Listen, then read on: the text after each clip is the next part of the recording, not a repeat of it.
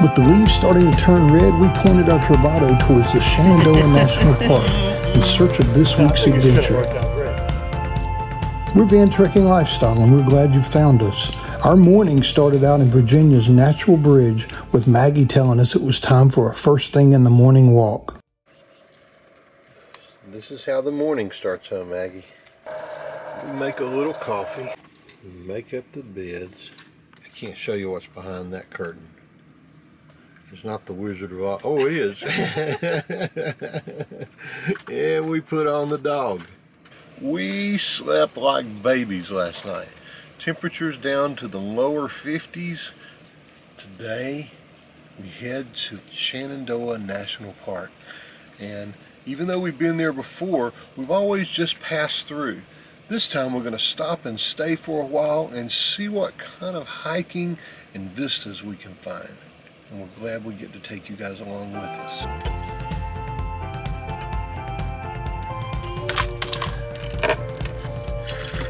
Line's getting started.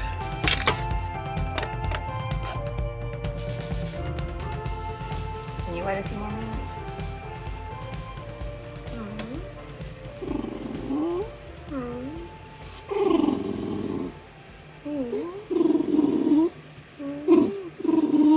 What do you want?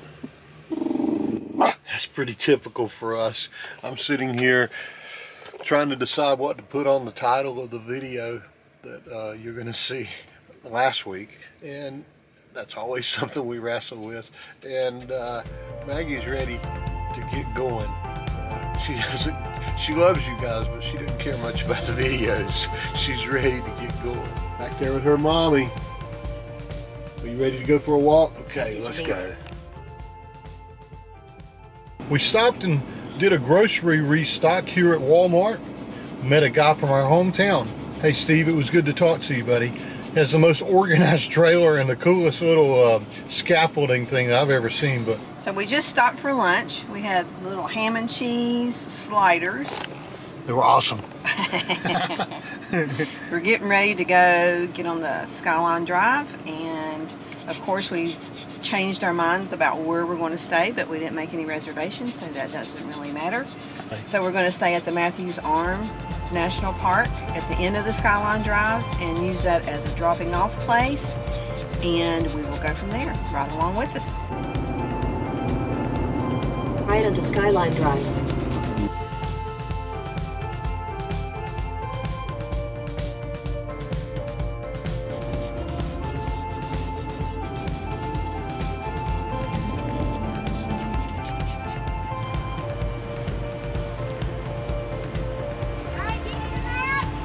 Oh, yes, please.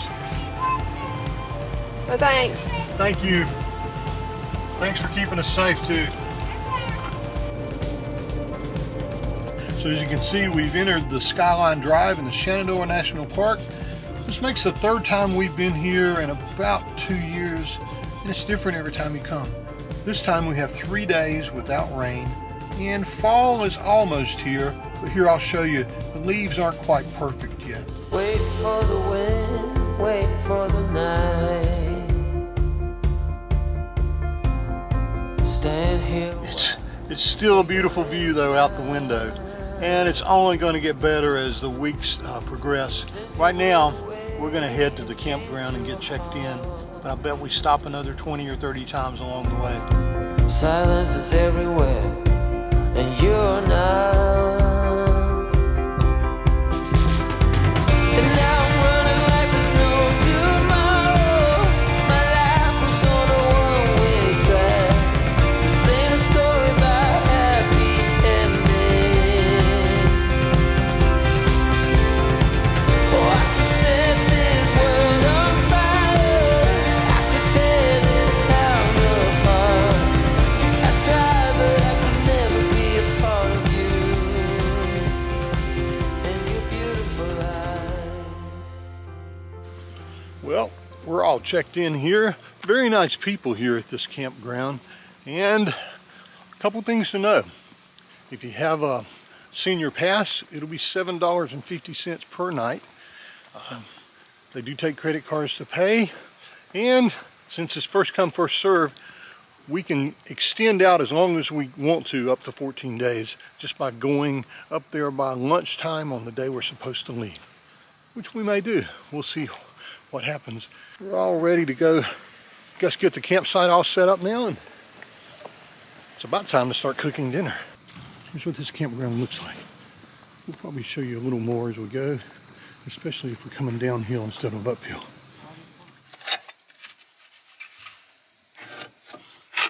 Not the best slicer in the world.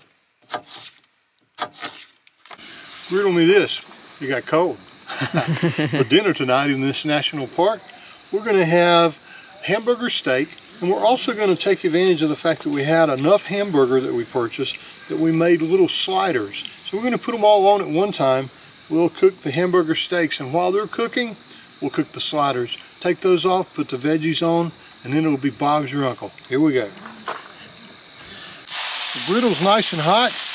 We have avocado oil on top. Now we'll just put each one of the little sliders down. It's easier for us just to create these balls of hamburger meat that are equal in size, and then I'll take the spatula and I'll create the little sliders. So you're actually using both hands to press it instead of just one. I'm going to flip the sliders over.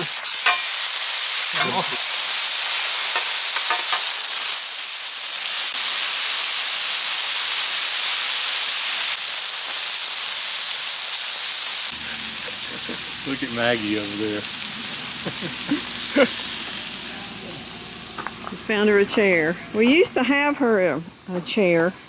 We quit bringing it. I guess we need to start bringing it again. She's got her head resting on the arm.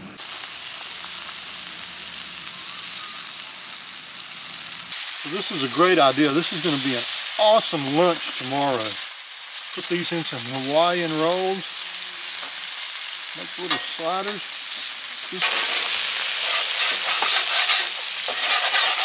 So now we're going to put down one Vidalia onion and one red and orange pepper.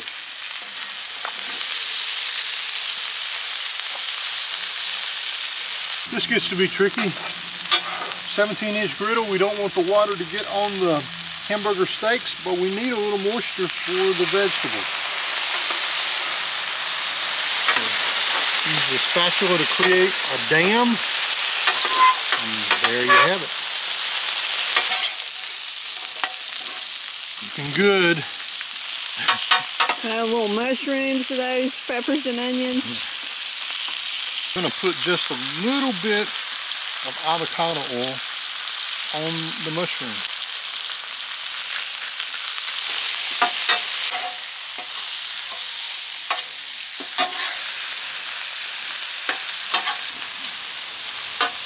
I'm going to make a little well for the garlic. I'm not going to put very much in there this time. It's about 1/4 of a teaspoon. Let that start smelling good. Doing that now. Move our burgers back off. Mix the garlic in with the veggies. Getting ready to eat. This is a couple of those mushrooms keep running away. Good thing I cleaned the table. It is. We're camping. What's that mean? That means it didn't hit the dirt, it's going to hit the mouth. Time to plate these up. We're going to put the veggies down. It's going to create us a little bed for the burger. Little burger bed.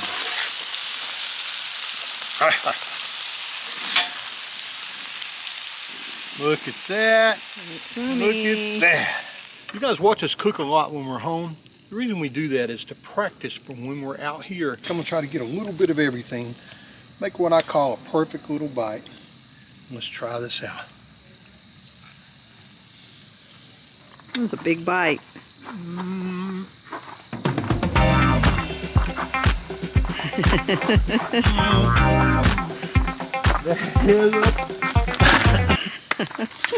Perfect meal. It's cold out here. It's probably 52 degrees right now. It's supposed to get down to the upper 30s tonight. That'll keep us warm. Thanks for being part of our journey. Meet us next week and we'll griddle something else out around the griddle. Until then, eat hearty, eat healthy, but most of all, do your happy dance when you're cooking. Especially if you're out here in Mother Nature like this, do your happy dance. See you next Sunday. Out the window, we're at Big Meadows. We're gonna go for a hike. First, we're gonna make some lunch. Leftovers. Planned leftovers. Stay here, Maggie.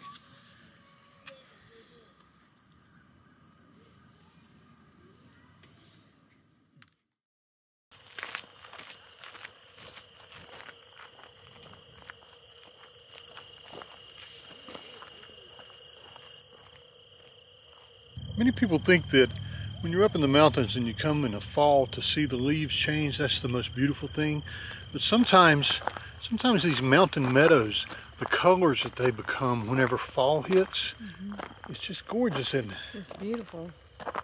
It's a huge, huge, huge meadow. In fact, it's known as Big Meadows. And it has a lot of little trails all through the meadow, so you can go wandering down in the meadows. It's really, really pretty. Yeah.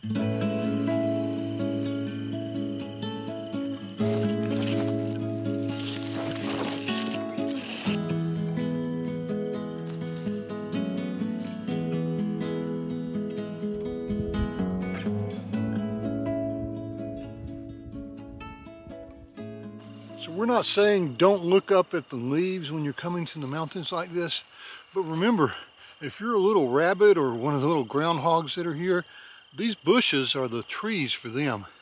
And if you get down on that level and look, this may be one of the prettiest things we've ever seen with fall colors. It's just so stunning to look around and see this huge meadow.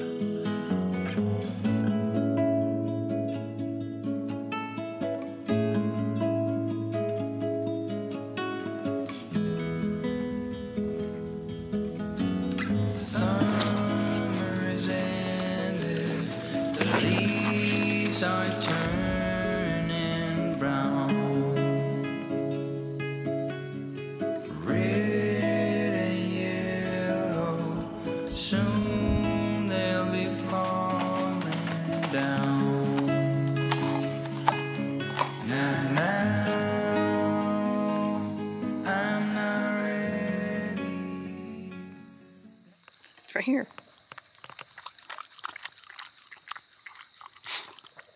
There's more? Hey, forgot Maggie's water bowl. All right.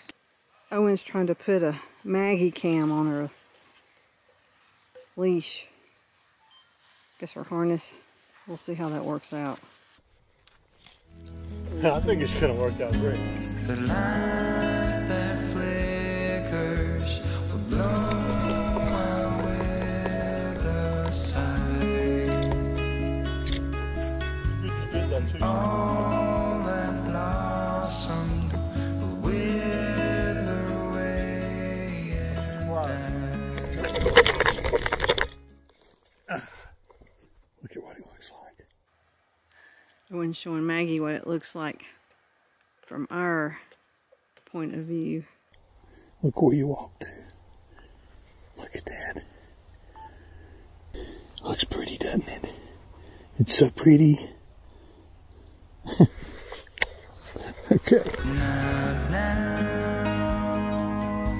I'm not ready, not just yet. I'm not ready for autumn. Autumn comes too soon. I feel good. She likes it out here. She does. Oh, Maggie, Maggie, Maggie. Autumn comes too soon.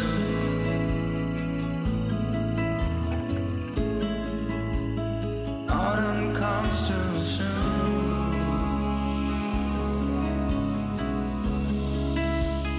Autumn comes too soon.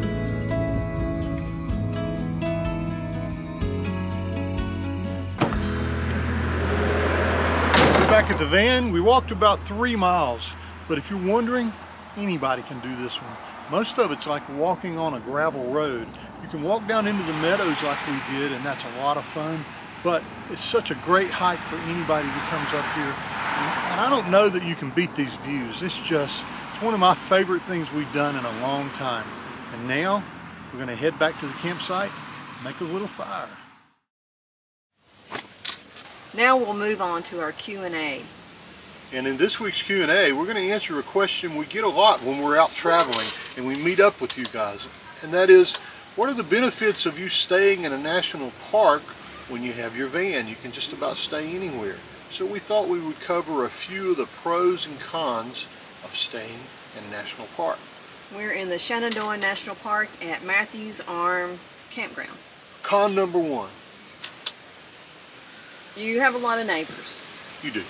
And you can't control who those neighbors are, Right. but that's camping. You don't Yeah. ever get to do that. Right. So you're not in the middle of nowhere with no neighbors, which Right. you know we long for. Con number two, you're in the middle of nowhere. Really, seriously, in most national park campgrounds, you're in the middle of the national park, which means you're not going to be able to get to a Walmart anytime soon if you leave. Even if you leave the park, you usually will not have cell phone coverage, and there's not going to be a lot of amenities around you. That can also be a plus, Yeah, but it is a con, especially if you're used to having a little bit of data to research the next hike you want to go on, or when you're going to leave because of the weather. It does pose a problem, even for people who don't really care about being connected. It does pose a problem. Con number three. Con number three, there is no hookup here. I mean, there's no electricity. There is a dump station, and there's water, but there's nothing at your site. Right.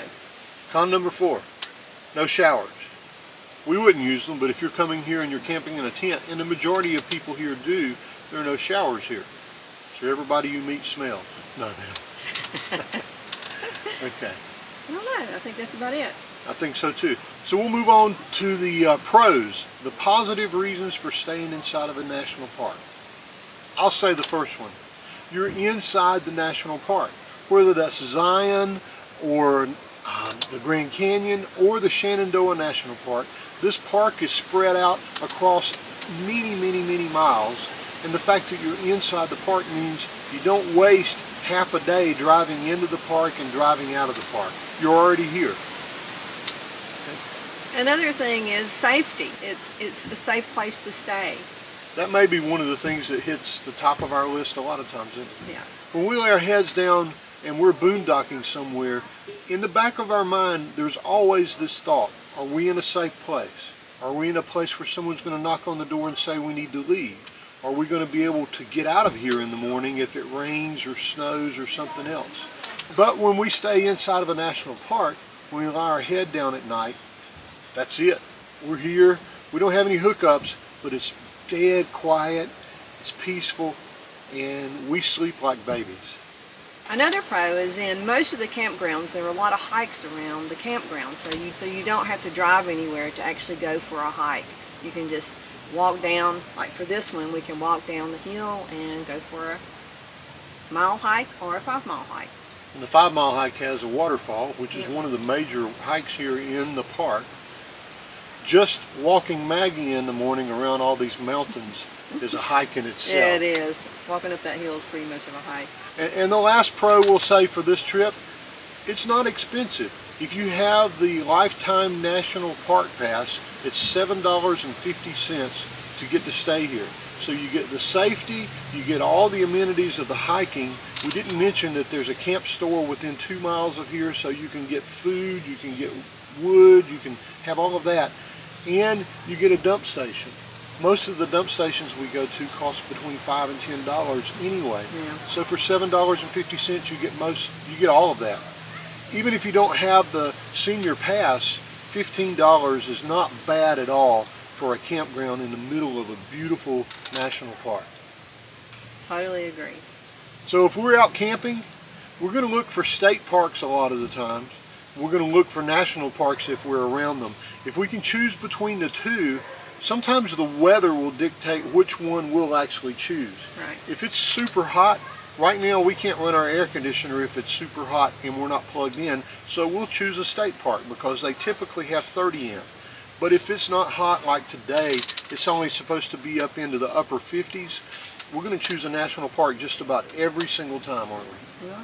So that'll wrap up the Q&A for this week. If you have any questions that you want Lynn and I to answer in the future, just leave them in the comment or send us a message. We put the link to get in touch with us in the description below. And as always, we're really glad you're part of our journey. We'll end this video at a look at nature at the Big Meadows in Shenandoah National Park, where you can hear nature's music.